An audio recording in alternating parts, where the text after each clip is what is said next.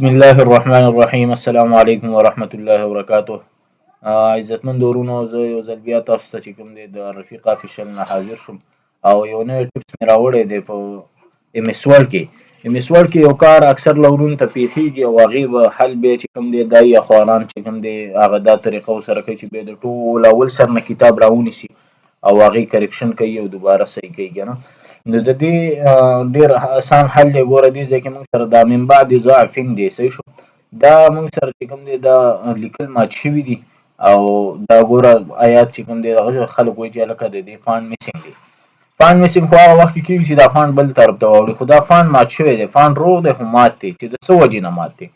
ګوره که دلته دا دغه کې نو دې ځای کې دوباره که ته مثال لیکل کې د دې پین اخوا که ته لیکل کې ګورې دا بیا هم هغه شی صحیح شو. نو د دې ښه طریقه دا ده چې اسانه طریقه یې درته ښیم او په دغه چې په ډېره لنډه طریقه د ټول کتاب نه به انشاءالله کوم دی په منټونو سره خلاصېږي. خو زمونږ چینل چا نه سبسکرایب کړی، راشه مخکې د ټول نه زمونږ چینل سبسکرایب کړئ. که خوا کې ورسره ګورئ دغه سره غونته کې بټن دا به وي او بیا ورسره دغه کې آل نوټیفیکیشن باندې به کلیک کړئ. هغه بیل آیکن چې دی کلیک کړو بیا به هغې سره آل نوټیفیکیشن او کمنټ در سره لازمي وکړئ. زه انشاءالله چې څه مشکل یې ویې وایي، صحیح ده انشاءالله، او ستاسو مشکل به الله حل کوي او زه به حل کوم انشاءالله تبارک وتعالی. نو راځو دې ټریکس له او موږ سره. خو دا یو خبره درته کوم چې ویډیو لازمي ګورئ، ځکه چې میسینګ ونه کوي په ویډیو کې او ویډیو سکیپ نه کوي. لازمي وګورئ او پوره وګورئ چې تاسو د دې ټریک او ټپس نه چې کوم دی فایده واخلئ او موږ سره اوسئ. راځئ دا ټپس درته ښیمه، خو دغه خبره بیا هم درته کومه چې ویډیو در سره لایک کوئ لازمي او پوره وګورئ، صحیح ده، چې تاسو ترې فایده واخلئ.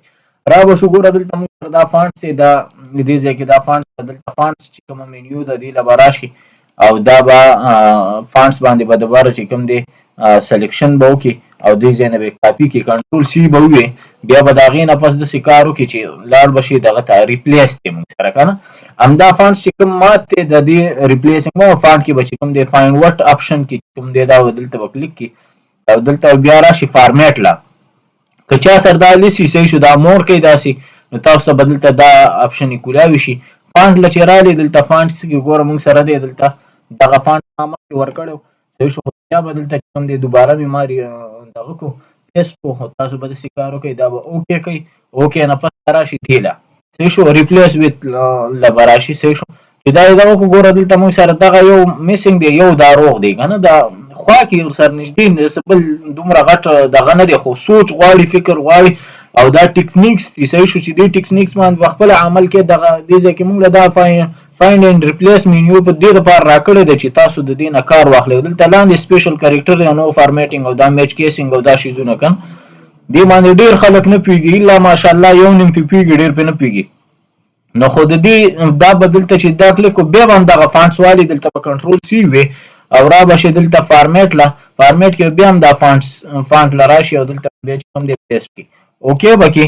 چې اوکې دی کړو د هغې ریپلیس پې وي، ګوره چې ریپلیس دې پې وګورئ دا ټول چې کوم دی په خپله صحیح کېږي او دا یې طریقه کار دی. نو بس بیا پې ریپلیس آل ووهه دلته،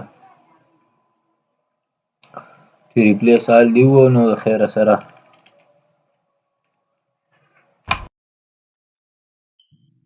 دا به اوکې کړي.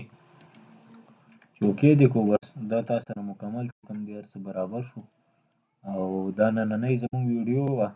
زموږ چینل در سره سبسکرایب کړئ، لایک شیر کمنټ دا درنه هیر نه شي. والسلام علیکم ورحمة الله وبرکاته.